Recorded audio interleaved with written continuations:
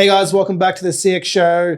As always, I'm joined here by two co-hosts, Dad, Bonjour, and Alex. Hey, And we got a special guest here, Pat from LaManna and Pistachio Papi. So thanks for joining us today. no, thanks for having me. Appreciate it. So, Pat, tell us a bit about what you do, where you're from, history of LaManna. Okay, so our business, realistically, our supermarket, LaManna supermarket in Essendon Fields, started in 2010. That's when we opened our doors in late November. But realistically, the story goes much deeper than that. So my grandfather, Manono Pasquale, he actually came out to Australia in 1948. He was one of the few people that came to the country via plane. And the reason for that, it's a long story, but in short, his brother was a deaf mute. So unable to talk, unable to hear, so essentially disabled. At that time, if you came to the country via boat, being disabled, you couldn't add any value to the country because they were coming over as peasants. They wouldn't let you in. Yeah, they would have probably said you can add no value, you can't work. Yeah. Go back.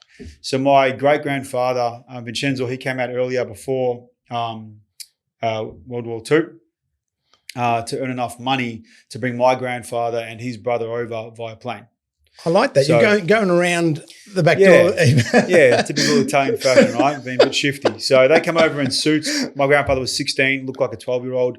My uncle would have been 27. He was much older, but he was an imposing man. And they couldn't speak English. So him not being able to talk, going through that process wouldn't have mattered because he can't communicate anyway, right? So they were able to, I guess, get through customs and allowed entry into the country. And then later on, my aunties and my great-grandmother came out via boat because obviously they didn't have that issue. But, straight away working on the farms out in Colac, potato farms. Okay. And as a 16-year-old boy, again, looked about 12. One of the things that he wanted to do very quickly was, I guess, become Australian as fast as he could.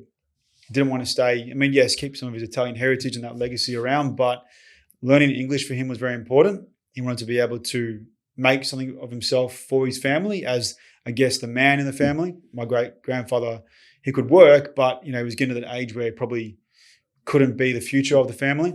Yeah. And I guess he'd done that for a long time and done it quite tough as most immigrants would have. So my grandfather, true to form throughout his entire life, always wanted to be the man, the leader. And at the age of 16, started then. And at 20, had his first fruit shop. In Preston. So Murray Road and Gilbert Street, Preston, opened up a fruit shop as a 20-year-old boy.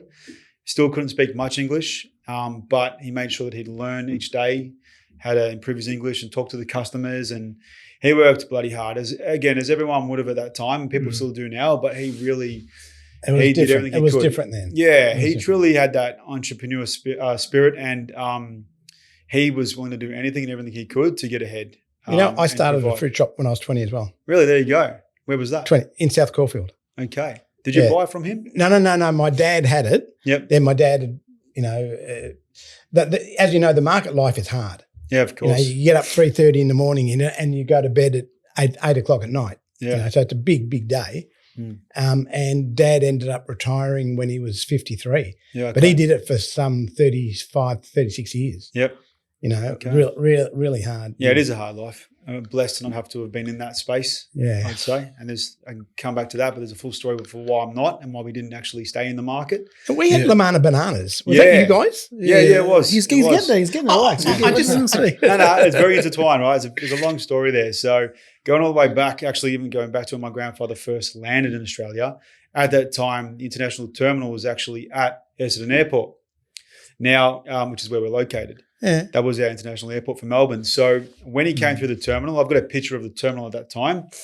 The terminal actually, when you walked through, the first thing you did as you walked through the terminal is you looked up at our building where we are now. So where my office is, he would have gone and looked at that first. That was the first thing he saw when he walked through. So a bit of nostalgia to be back there. Yeah. It's pure coincidence. It's probably meant to be. Yeah. But that was a bit of full circle. But yeah, I had the fruit shop. And let's say over the next 25, 30 years, my grandfather, again, could never keep still. Always wanted to do something new. He had, over different periods in and out, had 13 fruit shops across Melbourne, and he was definitely the king of the fruit and veg world at the time. He was the first person to have a self-serve fruit shop. So back in the day, maybe back in your younger days, mate, there was a time there where you weren't able to actually serve yourself in fruit shops. No. When we started, we served you. Okay, so even my parents served. Like, there you go. So don't you touch it? No. Most people don't understand that, right? So obviously, to me, that's obviously new as well. But it's like going to a deli over the counter at a market and they're grabbing anything for you from behind. So that's how it worked. Go up and say, I need this, and they go pick it for you. People would just come to you and say, I want a kilo of beans, so you'd get the beans for them. You do everything for them. They couldn't touch it. Yeah. We had to do it all. That's right. And my grandfather, he always loved to be the first at doing something new. So he used to love to travel, both for pleasure but also for work. And he'd been to America. He'd seen these self-service fruit shops and said, I'm gonna do the first one in Australia. So he did that. Everyone said, Pat LaManna's going to fail. So his name's Pasquale, but Pat, hence my name. It's no translation, but it is what it is.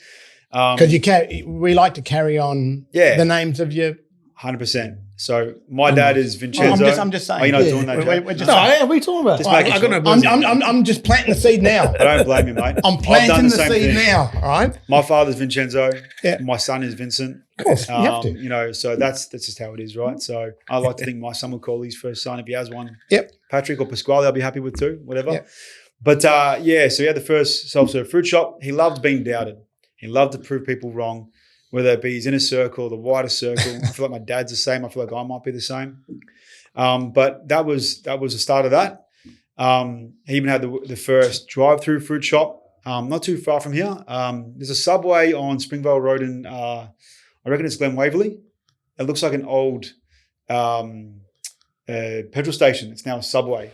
That was my grandfather's drive-through fruit shop. So you pull up, give your order, you get it into the car. Didn't work. That failed. He wasn't scared to fail, but he's always trying something new, right? So in the 70s, someone had come to him and said, Pat, bananas are the next big thing. Now, bananas at the time, still they're number one in most stores at the moment, always would be from a units point of view, but they were starting to really ramp up and the production was starting to get better because you think back then, things were very seasonal because, you couldn't produce everything all year round, didn't have the technology of today and all the rest of it and the sprays and everything else that goes into that. So bananas were starting to take off in a big way and there was a business in the market that was going bust and my grandfather said, whatever, I'm in the market anyway.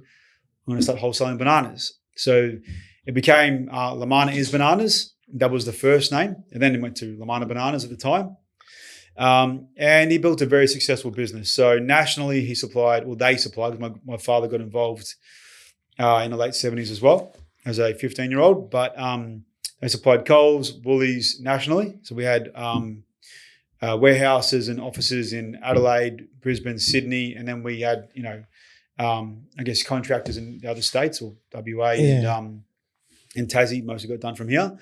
But that was a very successful business. Did you get bought out by Chiquita Banana? No, that's a good story though. So Chiquita and Dole, two of the biggest in the world for bananas, both of them tried to come into the market and take his business in terms of like either buy out the business or otherwise try and get him out of business and take over that market.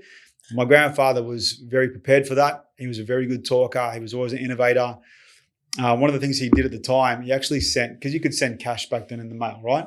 It was a thing. It was a bit safe, but it was just a thing people would do. Not big amounts.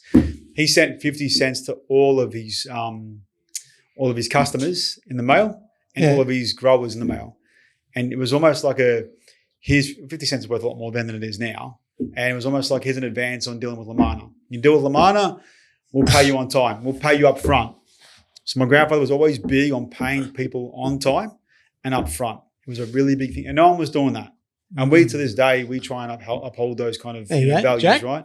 How's that? Yeah, he does. You're seeing a lot of similarities here with me and your grandfather. You've got to be different, right? You can't just do what everyone else is doing and go, oh, why would you pay them up front for? Like, that's your money. It's not theirs. You got terms. And yes, that makes sense in some regards, but if that's your leverage, you use it. So he always used things that he could to his advantage that others could not. In a cash business like a fruit shop, you had cash. When you're a wholesaler, not so much. You're always chasing money. So he was able to kind of leverage his fruit shop in that regard.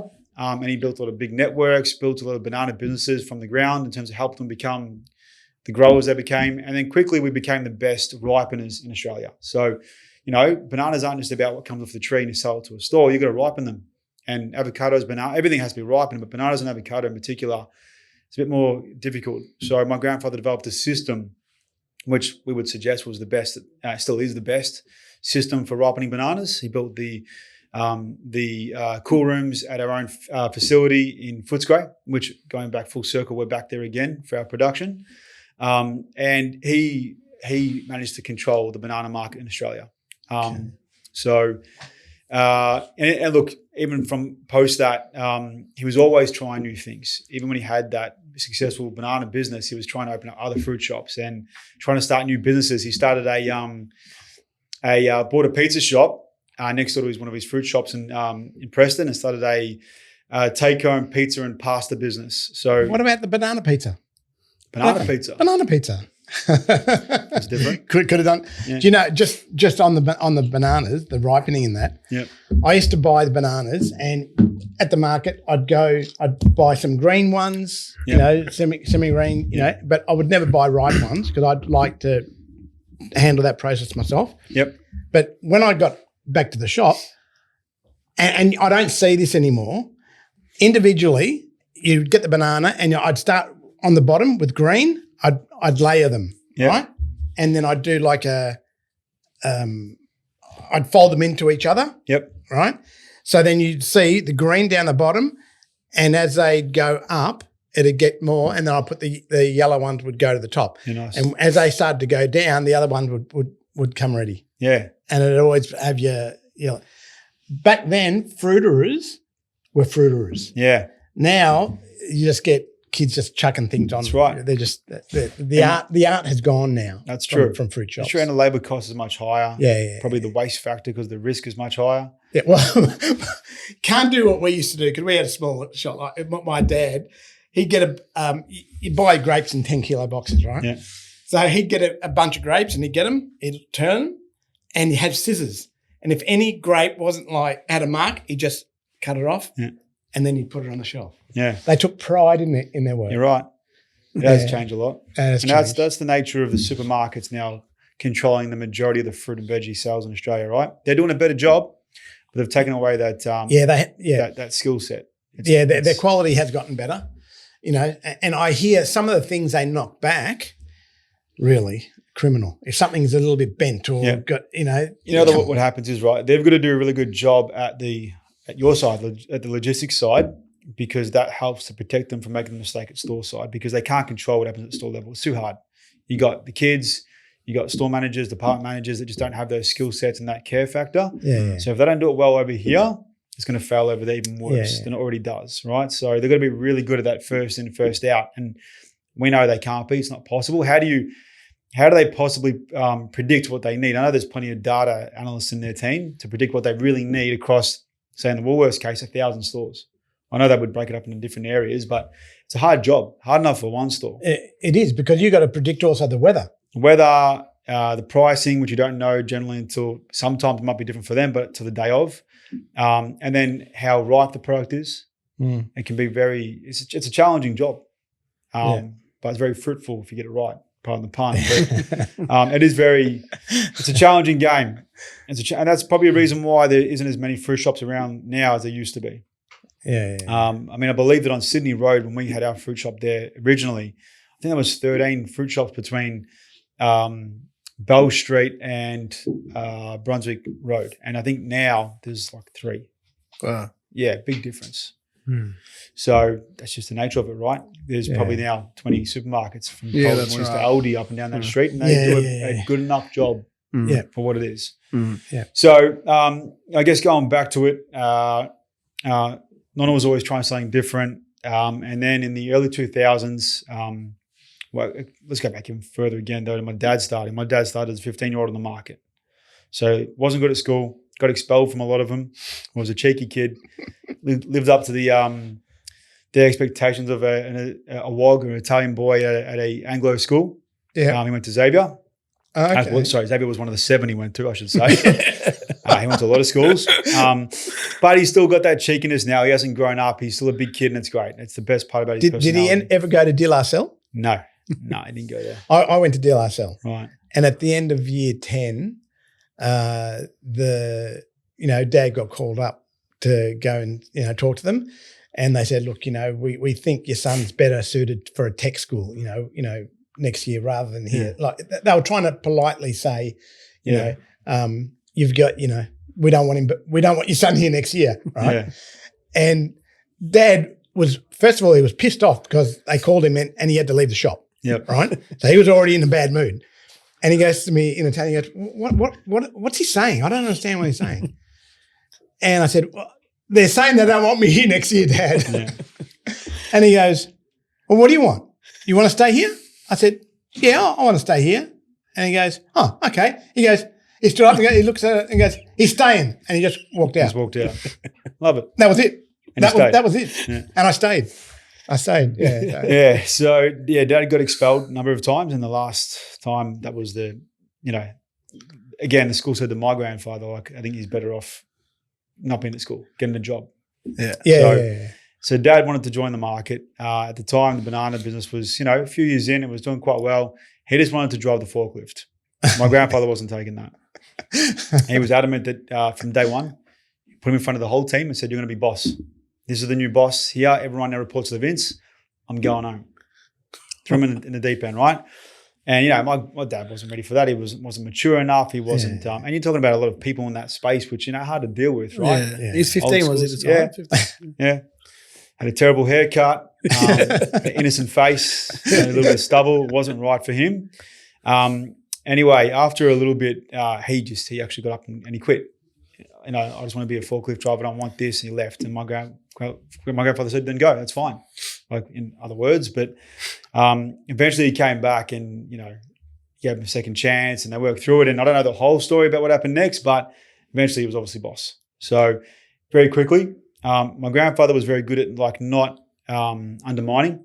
And as soon as Dad was ready, properly walked away from it. Yeah. He's very much a charitable person, a community person. My grandfather, he set up the largest Lions Club of Australia at the Melbourne market. So he actually started that and he was a president for many years. These kind of things are legacies for him. Order of Australia for his charitable work. He was the first person to win Senior Australian of the Year at the Australia Day Awards in Canberra as a non-Australian born person. So that was a big moment for him in 2009, I think it might have been.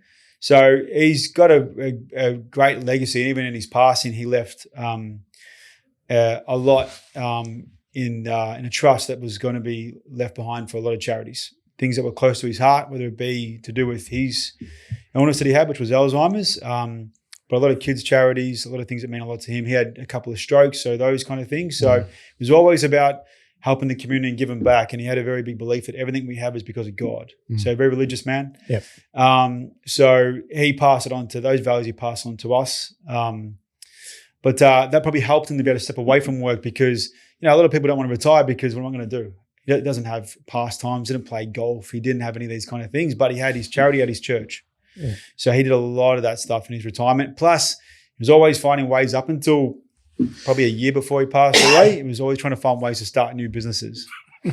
Try and convince him just to enjoy himself, spend time with, my grandmother. But no, I need to work. I need to do something. I need to leave another legacy. He wanted to prove people wrong again. I'm not too old. I'm not too dumb. He was never too dumb, but his body let him down. So this is where my kids are putting me in the too old category already. All right, Dad, you're too old to do this. You're too old to do that. So they're already starting. Find something else. They went to, Mum and him went to Bali and I'm looking at the photos of them. Oh, nice breakfast.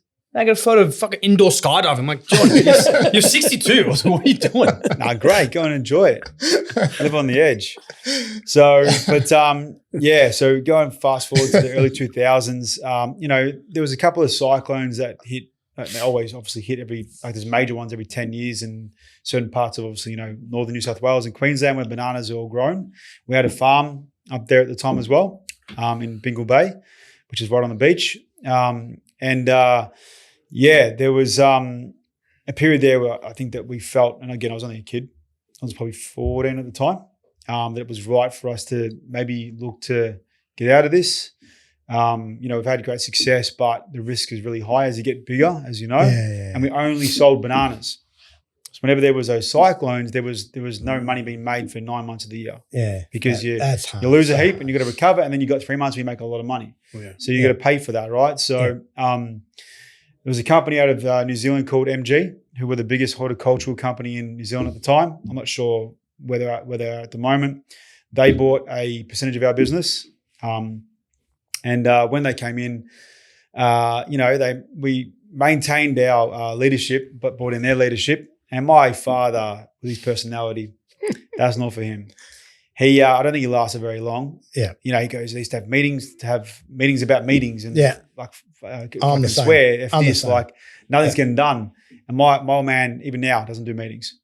Doesn't give you that time. So he just likes to get shit done. So it wasn't for him. He got up and just walked out and just said, I'm out.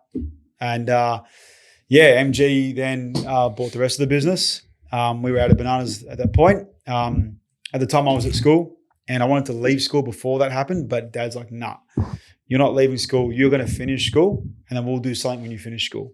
Get your education, enjoy your life, enjoy hanging out with your friends and doing what you got to do. Play footy now, right? Because you're not going to play when you finish. You don't want this life. I mean, growing up, right? So, you're talking about 3:30 to 8 and all that kind of stuff. Yeah. His cycle, from what I remember, was most nights get up at 11 p.m., get to the market by midnight, because as being a stallholder in the market and having the warehouse, you can start earlier. Yeah. When you go to the warehouse, check the stock, because he was in charge of ripening, go to the market, do his thing at work. Sometimes you'd have to go interstate. Most weeks he'd go interstate to go look at the different, go to the different warehouses and check on the stock and the people. And back then you had to collect money. That's how obviously it worked. A big, most transactions were done in cash, and then come back home. But he would sometimes, very rarely would he finish work early enough still to pick me up from school. I remember that being a treat, like just how much that was a good feeling for me, although he was always in a mood, so you could never talk to him. But he would often not get home till after 3. So from 11 p.m. you leave home, get home after 3. The next 2 hours was sleep. You get home, the whole house would be dark and quiet. We'd have to put doors upon doors upon doors in the house so that he couldn't hear anything. And we were sure not to make noises because it was, you don't want to see him angry and his wife runs. That's right. Yeah, it's hard now. But he would sleep. And I remember Mum saying, all right, go wake up, Dad, dinner's ready. We'd go in there all excited, Dad. And he'd just turn his head. Again, I won't say what he would say, but he would get angry and, what do you want? I'm like, dinner's ready. And he'd grunt, get up for dinner, have dinner, probably fall asleep on the couch straight afterwards, and then go back to bed for 2 hours and then go to work. That was his life for a very long time. And that was every day. He would rarely take a day off. The only time he would take a day off would be to go to the footy, but he would still work. Work in the morning, imagine go to the footy. this generation doing that? Nah, no way. No way. Even now, guys in the market don't have that responsibility. Yeah.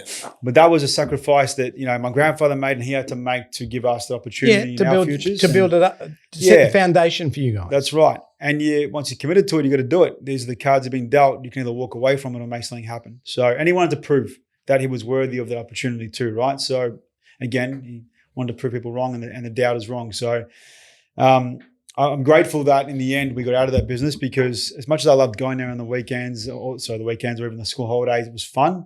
It wasn't really the lifestyle that he wanted for us, and I would have regretted that if I got stuck in it. And I know guys who are still doing that who are my age, and they just can't get out of it. It's their life now, right? But I remember my dad saying to me, I don't want you to work in the shop. I don't want this life for you. Yeah. Stay at school. But I never studied. There was whatever I did at school, I did at school. There was no homework for me, because I didn't, if I didn't believe in homework. Yeah. I didn't believe in it, because, two of us. whatever I need to learn at school, hopefully I can remember it and do the test. Yeah. So that's sort of like got me through. Yeah. I studied for one test. It was one test. It was a science test about it was flowers and things. I don't know why. I actually studied for that one. There, I got 98%. I got written up in the school newspaper. Right, I came equal second out of, it was 1,600 boys back then, and I thought, oh shit, I got my name in the paper. Dad's going to be really wrapped. I went to Dad, look at this, blah blah. He looked and he goes, "You didn't win." 98%. What happened to the other 2%? No, yeah. He was focused on the 2% I didn't get. Yep. And I thought, so I didn't study for another test after that either. No, what bother? You can't achieve 100, don't waste your time. So that was our, I guess, history in fruit and veg and bananas. And at that point, then Dad semi-retired. He hated it. He loved his golf and had his mates, but just got sick of it very quickly and started to work on what was next for him. So at the time, again, I was at school. I tried to suggest again, I'll leave school and we'll go work together. And look, I had a very, I'd say strong work ethic as a kid, not for school. Couldn't stand school. No, same. No, it wasn't for me. Yeah. But I was always finding ways to make money. So very different now. And it's okay to say this, but I used to buy and sell a lot of things from China on eBay that were, I guess they were fake. People knew at the time, eBay, everyone knew they were buying fake. It didn't matter. But I was making really good money as between 12 to 16, I was selling fake bags and hair straighteners and DVD box sets, all these things. I knew where to buy from. I knew how to drop ship. Had a good relationship with the guy at the Australia Post around the corner. He would support me and look after me. And I was making a killing off of that stuff. So I loved it. I was doing markets. Up here was the Caribbean market. Yeah, I'd get dropped off on a Sunday morning, go and do that. I just loved doing it. Like when all my mates were going out, I was thinking about what was next. So I always loved doing that kind of stuff. And I said to him that when I finished school, I want to get into international business. I love the importing and developing products. And I developed a brand. I started a brand of wallets, called it Chenzi after my old man. I had a fascination with, trying to make him feel like it was about him. Didn't quite work, right? But it was a good experience to learn how the whole process worked. But in year 12, he said to me, have fun. Enjoy yourself, hang out with your mates, do whatever you need to do. But when you finish, no more footy. So no more footy. I loved playing footy at the time.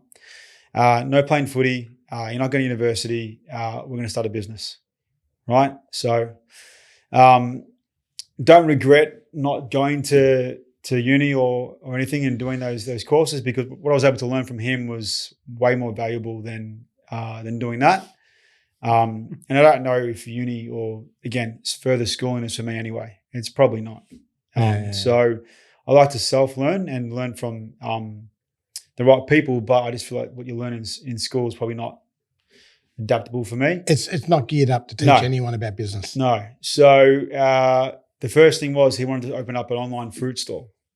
So at the time, he was ahead of his time, wasn't he? Well, there was what was it called? Dairy Farmers Direct, I think it was called. Aussie Farmers Direct. That's the one. Yeah. Funny enough, I now deal with the guys that started that. They're in a similar industry to you guys. Okay. Or in the same industry. But we had a warehouse in Blackburn. There was myself, a couple other people, and a couple of cousins, a couple of friends. We're doing fruit and veg. So it started as fruit and veg to your home. We had an online platform. There was not great systems, and back then there really wasn't. So the process was people had till 5 p.m. the day before a delivery to pick what they wanted, when they wanted it. There was set time slots for certain areas. We started with only a few suburbs and just grew as we kind of were able to facilitate that. So orders would come in, I'd print them all off, I'd put them into like little files. You'll laugh at this. I had a huge map on the wall of all of Melbourne. I had a Melways printout. I'd have to find the street, and on the Melways, find it on there and pin different coloured flags, and then like draw a string across to all of them. We had no systems. Imagine you're doing that now. And then once I worked out the runs, I then go down to the trucks, get the nav man. Back in the day, the portable nav man. I'd put in the ideal, route to each house, not knowing anything about traffic or cost of getting there and all those kind of things. And then the next day we would pick, pack, and we'd all deliver. So including myself, a couple of runs. But also I'd go to the market 3 times a week. So we had a buyer that we would do that with, but I would go with him. So it was a midnight, wake up, I'd meet him at the warehouse, he'd take me to the market. He was teaching me how to do that. what was his name? Steve something. Can't remember his last name. Funny bloke. Been in the market. He was a Woolies and Coles buyer for years. And I quite enjoyed the feeling. I knew all the guys in the market because, growing up with them, my dad's friends, and they loved, and everyone loves my dad and calls him all kinds of names. I loved being in that environment, having the coffee with people, and, it reminded me of being a kid. So I enjoyed that, but, it's not the best thing to be doing. That was 3 times a week, and then doing that throughout the week every day, Monday to Saturday with the deliveries, and Sunday morning I was still doing the markets because I enjoyed doing it here at Caribbean. But that was just the thing that had me. I had a point to prove. We grew our business and we had more range, more offer, and we got to a point where we either needed to really scale up and invest in this or stop because it didn't have profitability at the end of the tunnel. Yep. And it probably never would have. And I even think to now, I don't think anybody in that space makes money. I think there's a lot of like market share for the bigger companies like Coles and Woolies and whatnot, but you're not really seeing any players in the market. You're talking about home deliveries? Yeah. You're talking about marketplaces, are you talking about? No, but even just like an individual business doing like a grocery store offer direct to your house. It's hard because it's so labour intensive. Yeah. People are expecting the same quality service and everything. But then, when you're picking your avocado, you're picking up, some people smell, which I think is a weird thing, but, they're feeling for it. They're looking at the colour. We're trying to judge, what are you looking for? Yeah. And then you open it up and it's no good. Yeah. Well, every time we'd have that call, and every afternoon I was dropping off things at people's houses, and I was fine to do that. But was that going to work long term? No. So Dad said, look, we're going to make a call here. We made a decision together to wind it up and look for a bigger site and either go full hand or do something different. So at the time, I went on a holiday with my sisters and my brother-in-law and my cousins to go to Italy and go visit my grandfather's hometown for the first time. Where was that? Reggio Calabria. So probably about an hour north, called Bellantone. Okay. It's a region called Loriana di Borello. It's in the mountains, really small town. A lot of people from Melbourne, their families come from that town. Okay. We come from the islands. Okay. Stromboli and Lipari. Okay. Dad's Stromboli, mum's Lipari. There you go. Yeah, that's Dad. And mum's from Naples. We're Benevento. Okay. Yeah. So, and he calls me and he goes, I found a site. I said, okay, where's that? He goes, it's next to DFO in Essendon. And we're from Donvale, Doncaster way, right, at the time. And, we knew the area, but never really ventured out there for much. Yeah. So I'm like, all right. He goes, yeah, we're going to open up a store. I said, what do you mean? He goes, we're going to do Australia's biggest fruit shop. All right, yeah, I know you're mad, but okay, fair enough. I want to get back next week, we'll have a look. So I went out a look and I went to DFO. I'm like, Dad, where's this? There's no shop here. Because it's right there. I'm like, I'm at DFO, there's nothing here. It was on the other side of the airport because, DFO wraps around there. Yeah, an airport. Right. Yeah. So I went around there and there's this building where we are now. It's an old plane hangar. Used to be Ansett, TAA back in the day. So they'd actually lift up the planes and repair them there and helicopters and whatnot.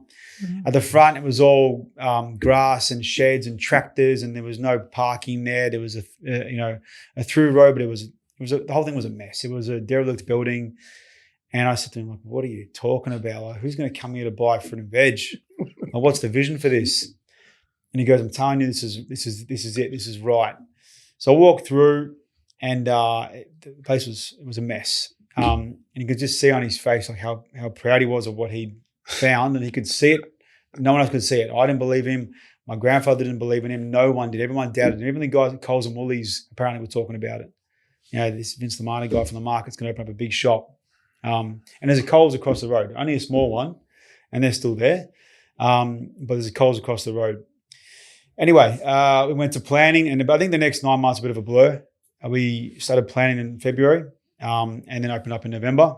We had an office across the road, and on our first day in the office across the road, there was myself, my dad, mum, my sisters, my brother-in-law. My brother-in-law's father is still working for us now. He was a butcher. He used to work at Pistachio Cellars in Melbourne, and he had a shop at Brunswick there at Berkeley Square. Been doing it for many years. So him, a guy called John Romley was in Coles for a very long time, like an area manager for Coles for a long time that we knew of through friends.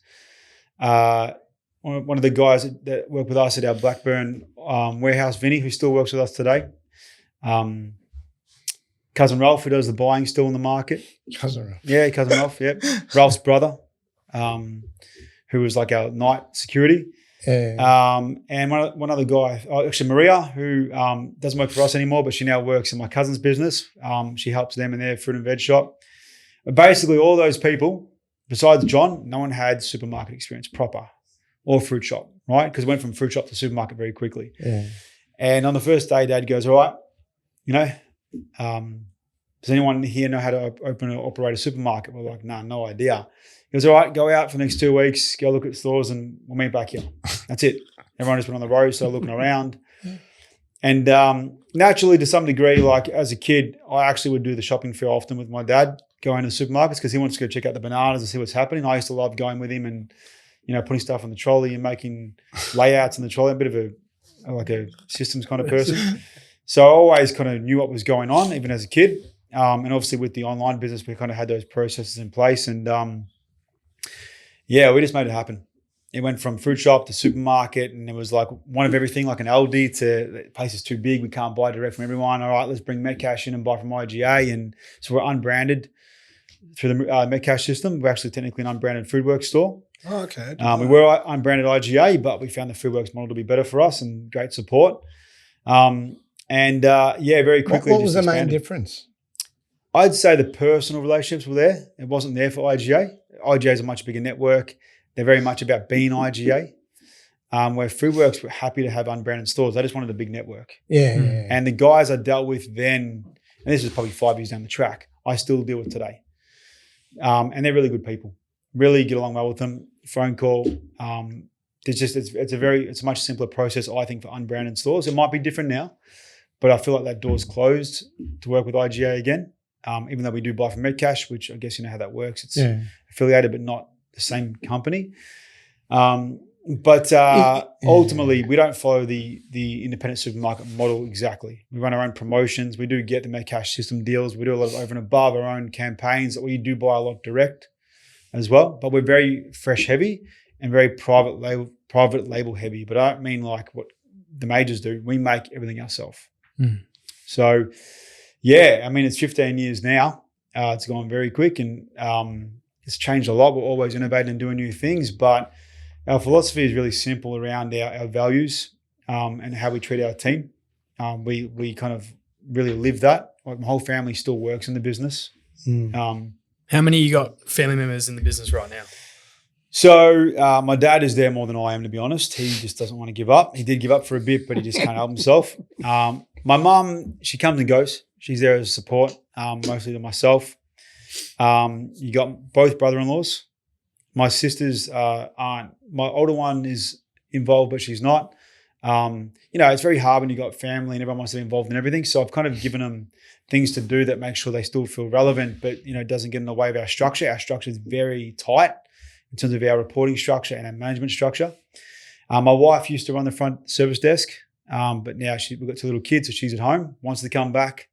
She's probably going to watch this, and I do want her to come back, but I don't want to manage her. And I feel sorry for the person that does. She's fantastic. She's the hardest worker, but it's hard to have to manage the boss's wife. In the past, I've had my father-in-law there, my mother-in-law help out, my sister-in-law helps out quite often. My wife's cousin helps out quite often. They're just people I call upon for events and activations. That's a lot of free labor. That I would never do. If you're going to work, you're going to get paid. That's it. I don't give a shit. My auntie Lisa helps out all the time. My cousins Brandon and Jordan, they've got the fruit shop in South Yarra and Cremorne. They came and did their apprenticeship at our store for 6 months. Uncle Ralph still works in the shop doing the buying and the market. His brother was in the business, but he passed away. Uncle Pat runs the liquor. His son Daniel used to work in the business. He's now got his own business, but he used to work in it. His son Joseph used to work in the business, but now he's got his own business. I had another 2 cousins who used to work in the business. They moved on. Who else there? My cousin Gemma just started last week. She's been fantastic so far in the first week. It's been great. Her sister Sarah used to work in the business before she got into her career. There's more. And even then, you've got people that come and their families join. whether it be siblings, brothers, cousins, husbands, wives, anything. We're like, it's a family business. And then, we talk about when you join our business, you join our family, and you want people to work in your business that I guess you're comfortable with them hanging around your kids and your partner and your family. Like my kids are there all the time, the time. How old are your kids?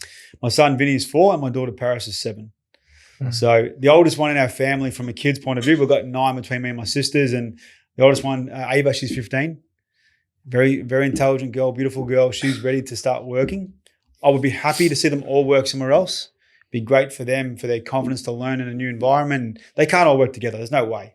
That's difficult, right? I'm all about harmony, but that's very challenging, and that would probably make it probably not good long term. But whatever they want to do, I'm happy with, as long as they want to be the best version of them. Yeah, it's one of those things, like one train of thought is, send your kids somewhere else so they see what they're, what it's like under someone else. Yep.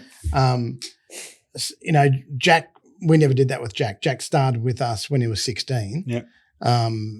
He had some issues, like he broke his leg and he was off school, and then he got his appendix burst. So half the year had gone and he hadn't gone to school. And so I said, okay, well, there was 2 choices. One, he could go to school and try and catch up, make up 6 months, which you were never going to do. You were never going to make up in 6 months. All right? Not at that age, too late. Or write off that year, and then the following year you go back. But you're going to be 1 year under everyone else that you've gone up with. So he said, no, I'll take the year off. I said, all right, well, come and work for me then. Come and work in the shop, in the warehouse, because you're not staying home. Yeah. You're going to work. So he came, and I thought, I'm going to make it so uncomfortable for him that he's going to look forward to going back to school. So I think we started him off 5 o'clock in the morning. He had to ride his bike to work. So 6 a.m. license, right? He wasn't going to wake up at 4 to take me.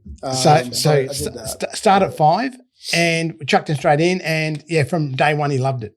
And I had the when he was loading the subbies trucks, we then had people saying, "Oh, can we get Jack to load us?" And I'm thinking, are you just saying that because he's my son? And they said, no, he actually looks after our truck. That's good. He when he puts it in there, he makes sure that nothing is squashed, and So I thought, okay. And then, at the end of the year, I said to him, what do you want to do? He goes, no, I want to stay. Awesome. And so we just stayed. Sometimes I think school wasn't for me. I'd learned, but I don't know. I just felt like I was always, dreaming about something else, wanting to do something else while I was ticking. Who started the clothing brand? Well, that was you? Me. Or you? Yeah. Similar thing to you. We're going to buy some things and then sort of sell it. We even set up an office next door. We bought our own press to do that. And then, and then I had another chat actually with one of my friends, I think knows you, Cam Bayani.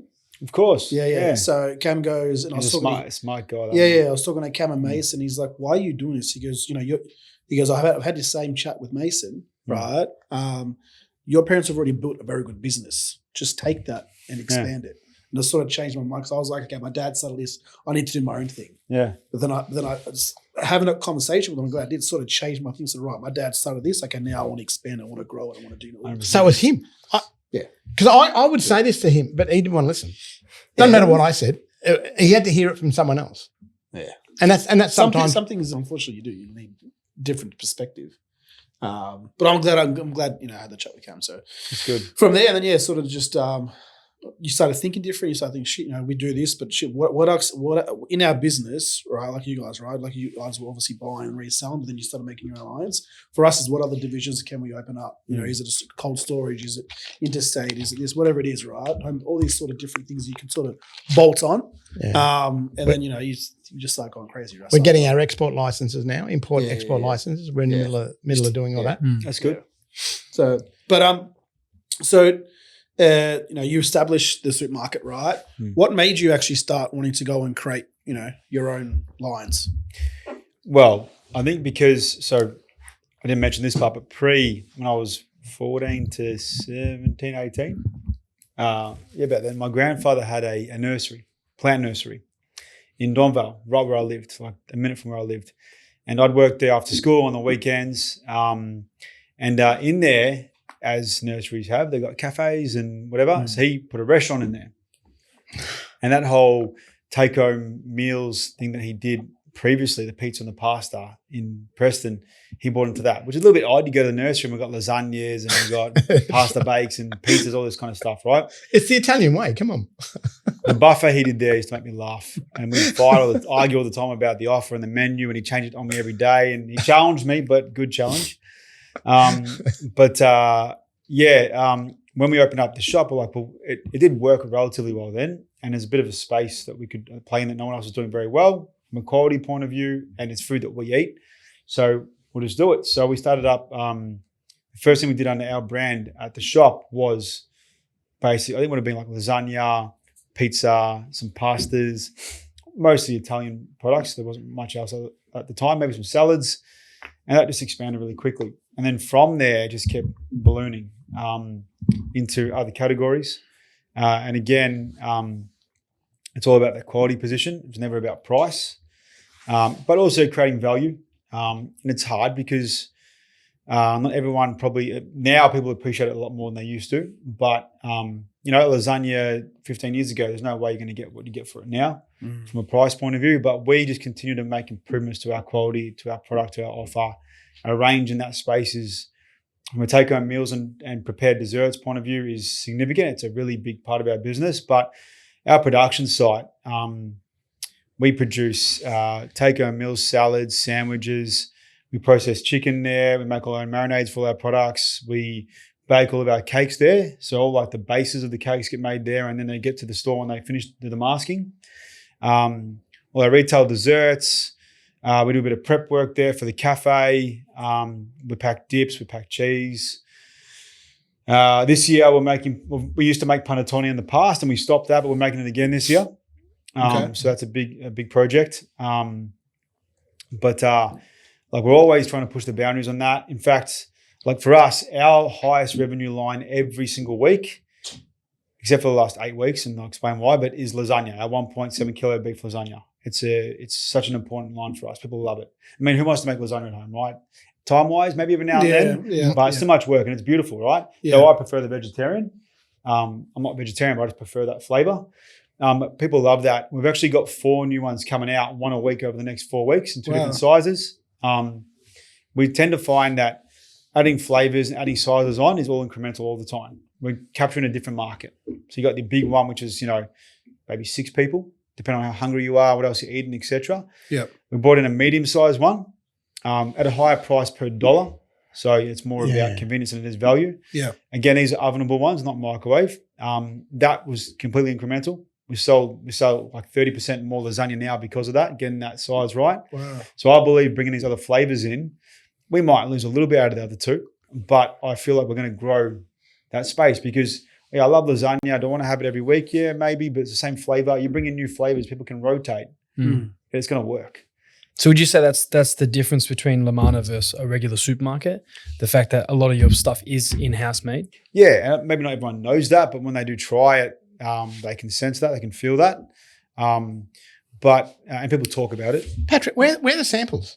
What's going on? It's actually a really good point. I typically don't leave without bringing stuff. And I should have bought our scrolls today because right now our scrolls are 3 of the top 4 revenue lines at the moment are our scrolls. Because we do product placement on the things. Yeah. Patrick, me and my girlfriend. We've got a Coles thing here. To hide it. That's all right. Nah, that's all good. I apologize. I should have bought it. I always bring stuff to meetings too. Yeah. But I was in such a rush, I forgot to actually grab anything. Me and my girlfriend went to... Yeah. My girlfriend and I went to LaManna a few weeks back because she'd never been. And I told her, I said, it's not just a supermarket. It's pretty cool. Way more than just food. And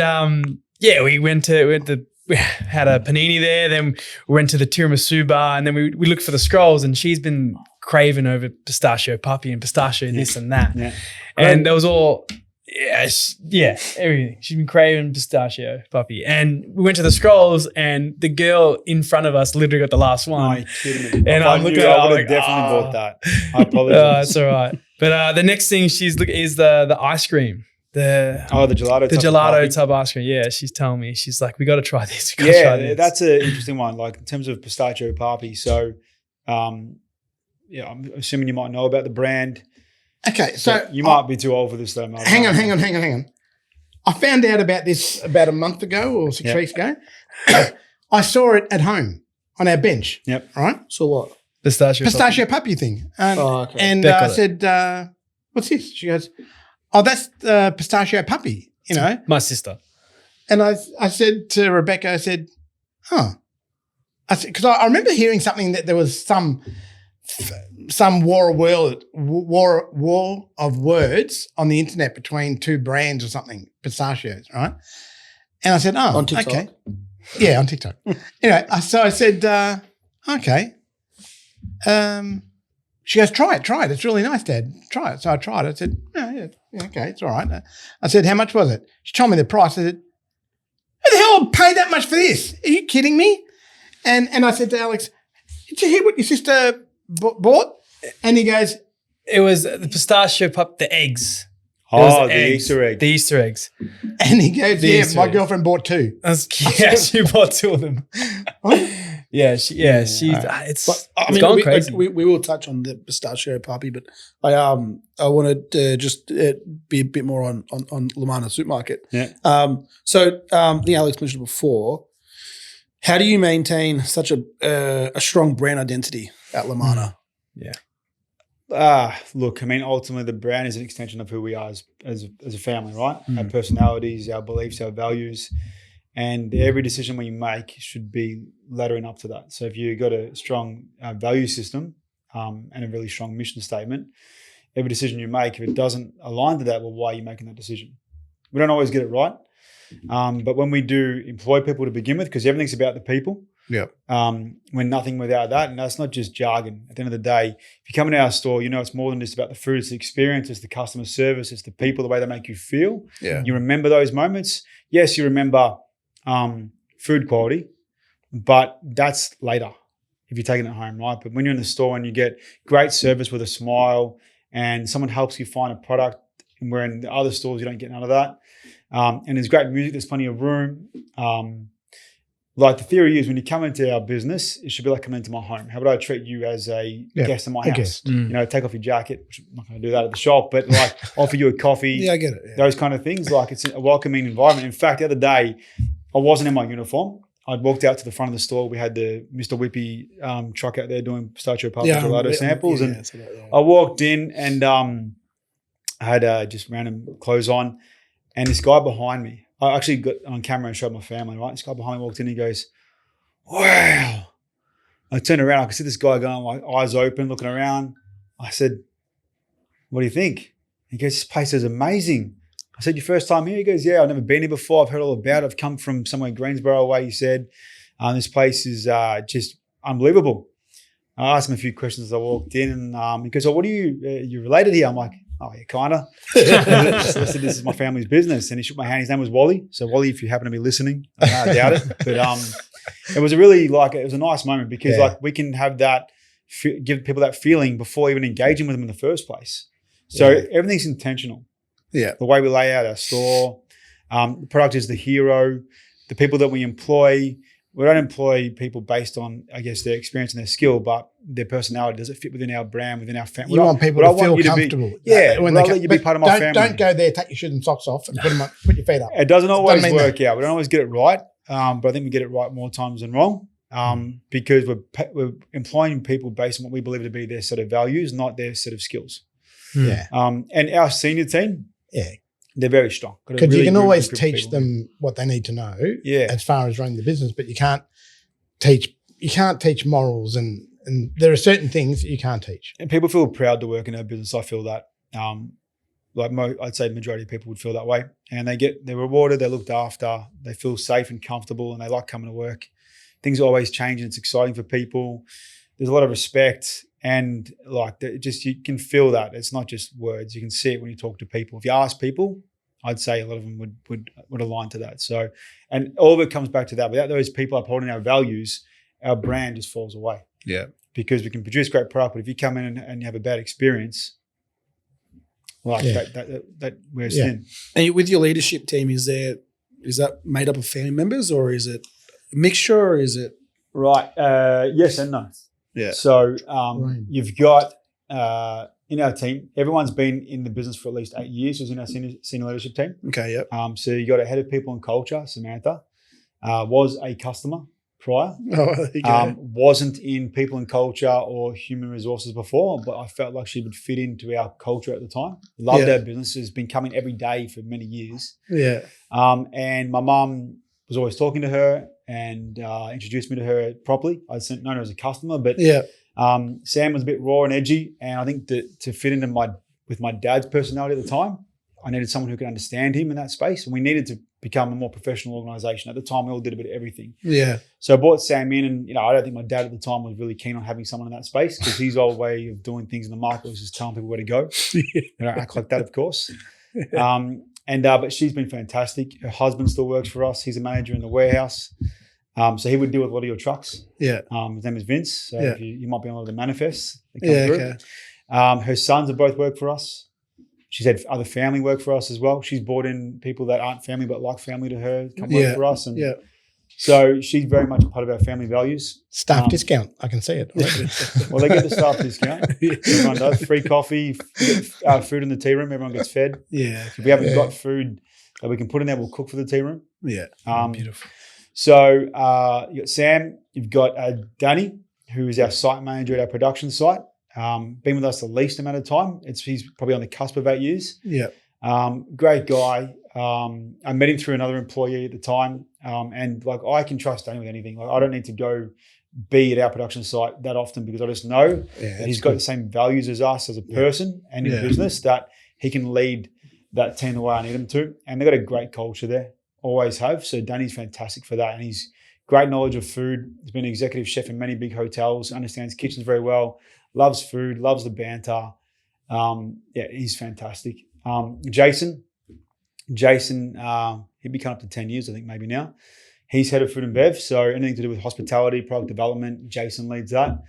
Awesome guy, great personality, friendly nature, knows his food back to front. If he doesn't know, he learns. And he just grew through the ranks. He was a consultant to begin with, like a consultant for our cafe as a menu, as a chef, as a consultant chef doing our menu. Mm-hmm. At the time, he came through another guy that worked for us. I didn't like Jason. He knows that. So I'm happy to say that on camera. I didn't think he could bring the value, for our business that he could bring at the time. And the value he's brought is, he couldn't even put any kind of number on that. But during that period, I was running product development. We were opening up a new cafe around the corner. He was just in the cafe. Okay. Yeah. He'd gone from being a consultant to, I said, someone who wants to manage the cafe. He goes, oh, I'm interested. So he managed the cafe for me. I needed help at the other cafe. I needed help in the patisserie. I needed help in product development. He just goes, yeah, I'll take it on. I'll do this. I'll do that. Never asked for anything in return. He just really worked through it. And that was just his nature. And he grew into a senior role very quickly, but he's great. And, awesome relationship. And he really knows food better than anyone I know, to be honest. And besides that, he's a great person. So then you've got Stuart, he's our chief merchandise officer, so looks after the buying for the business. Mostly looks after the ambient or dairy grocery lines, these supermarket lines. Yep. He's been with us for probably 12 or 13 years. Started on as a rep for Colgate, and when I was doing the buying at the start for all the groceries, I learned a lot from Stewie, had a good relationship. He grew up around here, actually. Okay. Went to Emmaus. Yeah, okay. So we happen to know a lot of people in common. And I knew he wasn't happy in his role, and I just said, like, Stu, I need someone to take on this role. Would you be keen to jump on board? And he did, and hasn't looked back. He's fantastic, got a wealth of knowledge, understands data analysis better than most people, loves his food too. So he's not just like a robot with buying. He really understands food quality, and a great person. We get along really well. We spend a lot of time together. Tony, we call him Zeal Tone. So Tony Lepore, he's our CFO. He's probably been 8 or 9 years now. Happens to be my dad's best mate's ex-brother-in-law, and my dad's best mate, Tony, his son Anthony, and me were like brothers. So that's why we call him Zeal Tone, because it's come through that knowledge base. Funniest guy you ever met, in my opinion, and is an absolute just a wealth of knowledge. He's an encyclopedia in a human. It's crazy. He's more than a CFO. His ability to understand strategy and networking and critical thinking. He's been a great support to me, and I'm blessed to have these kind of people around me. I won't delve into detail about my brother-in-laws because they won't like it, but they're also in our senior team and they play vital roles in our business. But the main thing for them is they're my sergeants. Whatever I need to be done, they will do. And I look at our whole senior team as people that will go to war for me and war for our business. We've got that connection between us all. So very lucky to have a group of people like that, and we get along very well. And it'd be very hard to break down that wall. I think those guys will be with us forever, in my opinion, and they better be. So I love that, and they've been able to impart their skills, knowledge, and their values down to their team, which is important because I can't just pass on to them and expect that to go nowhere. They've got to do the same. What kind of culture do you put forth? And I heard you talk about before with like hiring people. I don't know if you noticed it or not, but every single time you spoke about someone, you spoke about who they are as a person, not just the position they do and how well of a job they do. Yeah. I find that very interesting. It's care factor. It's a care factor, yeah, exactly. Fine. So how do you pass that care factor down to someone who may or may not be a part of your family? Well, firstly, through that recruitment process. So Samantha, who leads that, and Liana, who's she's our shared personal assistant. Liana's been with us since day one. Her brother used to work for us. I actually buy products from her father. He's a supplier to us, and her cousins have worked for us, and wonderful family. So we've got the right people at the top to then push that down to the team. And when they recruit people, they're looking for the same things we're looking for. So we developed together a system for recruitment, the questions to ask and the questions for them to ask us. And there's a 3-step process to that. And sometimes we don't really get around to the whole process because of my time. I had a period there where I was adamant before someone starts, I have to sit with them for half an hour or an hour, depending on the role, pushing trolleys, working on the dishes, seeing the team, it didn't matter. And that became unmanageable because it delayed the process of them being employed. It wasn't about me having the last say. It was about them getting to know me and me getting to know them before they start. I wanted to feel comfortable and make them feel a part of my family. And that became, again, really challenging to fit into the process if I'm so busy. So we made then sure that that process still happens, but within our senior team and the people beneath them, so they continue that process. And if I have time, I'll meet with them. But if there's someone new, I will go to my way to introduce myself, ask them a few questions. But the questions I would ask have nothing to do with work. Talk to me about you. In fact, after this, I got a phone call with someone about the same thing. I've got a person we employ in our other business. She's our first employee at Pistachio Papi. So we don't have anyone in our team between me and the 3 boys, all 3 of us. And the questions I'll be asking her is about her. I don't care about the job. Like, it's not really important. Like Chris, my partner, employed her based on her personality and her values, all the rest of it first, but also her skills.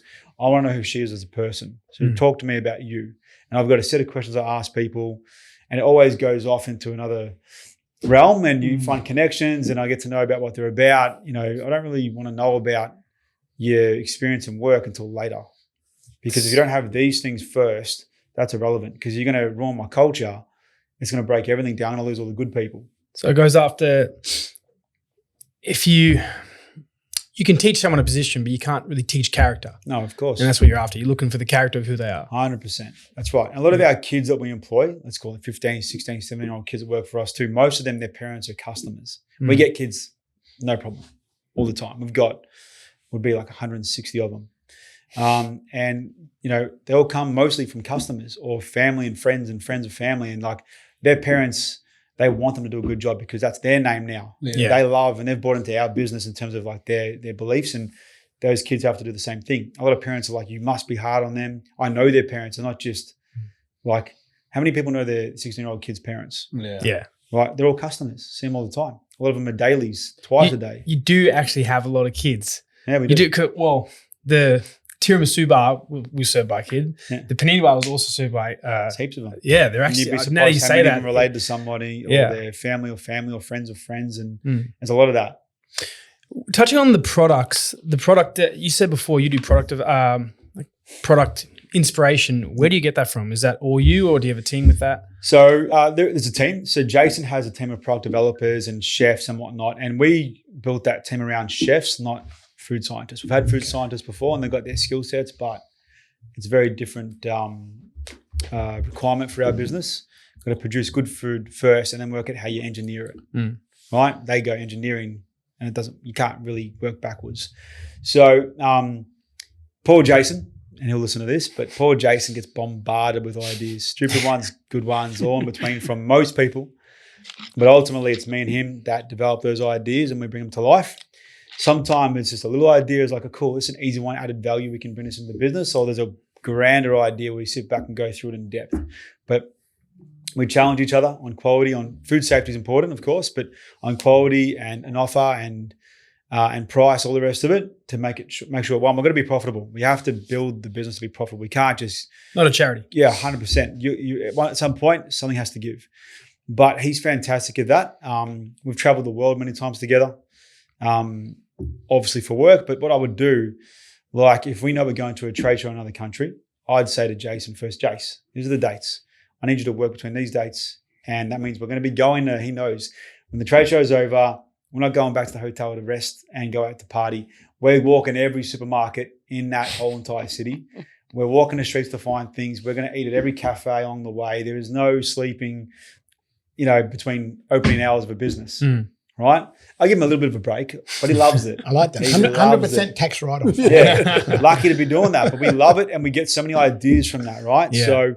So we do a lot of that and it adds a lot of value. One, it's great for him personally. It's a great perk of the job, and it's great for me too. But we get great ideas. We try amazing food and ideas generate from that. But then before and after, I give him the flexibility. You want to go on a holiday? Well, I'm getting you there and back anyway. If you want to go on leave too, I'm happy for you to. Go do whatever you want. Go travel the world by yourself. Bring your partner. I don't really care. And I know that through that, he's going to find ideas anyway because he's a true foodie. He'll go to the best restaurants. He loves that.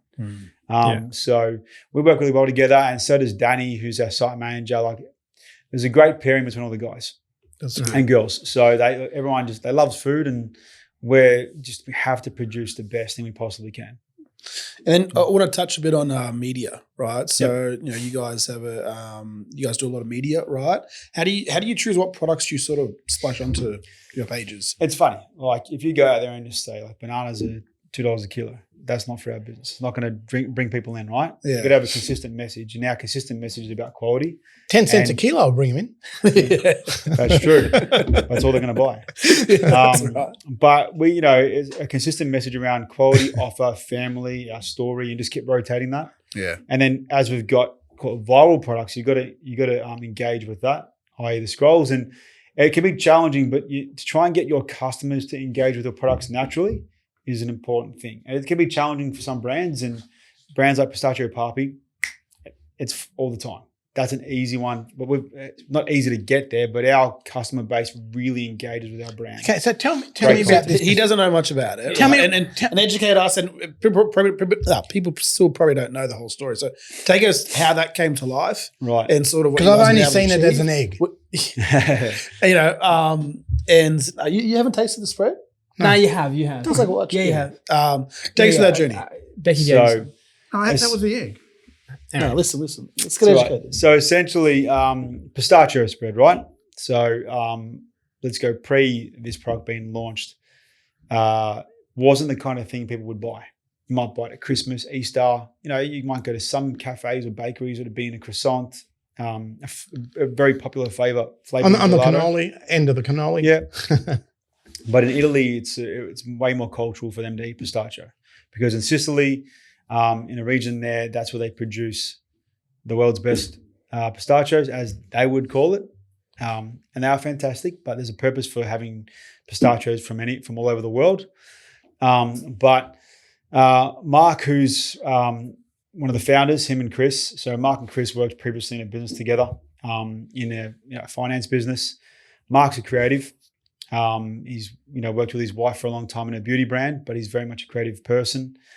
And in the marketing space, had a big social following on social media, on Instagram, and he would engage with his followers about life. And he'd travel to Italy for his wife's business, and he would buy pistachio products and post about the food. People loved it, and he started bringing back these jars he would find in stores and give them to his family and friends, and just started having people calling him Pistachio Papi. It was like a name coined by his followers. And he started doing giveaways with his followers, and it started to ramp up. And he just called Chris. He's like, Chris, and they'd previously started another business together that didn't work out, but he said, Chris, I've got this idea. What do you think? And Chris had a full-time job working in an advisory firm still. And he's like, yeah, well, if I can do it part-time, I'm going to give things a go. So they started working on this brand together, and Mark's thing was about taking people on a journey, storytelling. If you look at our brand, it's all about that. We are brand first before we are product. And that's not typical in food and in retail in general. Like you find a lot of people just focus on the products first and try and talk about the qualities of the product. Ultimately, the product is secondary, right? Because the brand makes you feel a certain way. So look, I'm wearing a Nike jacket, right now. So I could buy exactly the same jacket that is done by another brand, unknown or unbranded, but I'll probably head towards a Nike because it makes me feel a certain way, whether it be what you perceive it or how I feel about seeing that when I pick it from the cupboard. And the quality's there too. Like everything about Nike resonates all the way through. So you look at Papi, as we call it, as the same kind of thing. It's a brand first and then product. And what's great about Mark and Chris, they don't come from food. They didn't see it from a food lens. So I could have just gone and copied that. It's a recipe at the end of the day. Anyone out there can copy a recipe. It's not that hard. But you can't build a brand the way that we've built it. And when the boys first approached us about it, I happened to be at my desk with my younger brother-in-law next to me. We're going over some work. An email come up from Mark from his wife's beauty business at the time. He didn't have his own email address. And I said, look at this guy. He's sending me an email from, where's his professionalism? Like, get an email, mate. Right? Like, his makeup brand want to sell me pistachio spread. It won't sell. By chance, my brother-in-law, Anthony, he goes, I went to school with Mark. He's a smart guy. Him and his wife have got a really big following on social media. They're really good at what they do. People love them. You need to meet with him. I said, listen, Anth, I haven't got time for this. You take it, you run with it. You want to look at it? No problem. You go sort that out. So Anth started working with him and he brought the merchandise team into it. And they didn't believe in it either because, again, their history and experience with pistachio spread, it's not going to sell. It's going to get marked down and go to waste like it does every Christmas.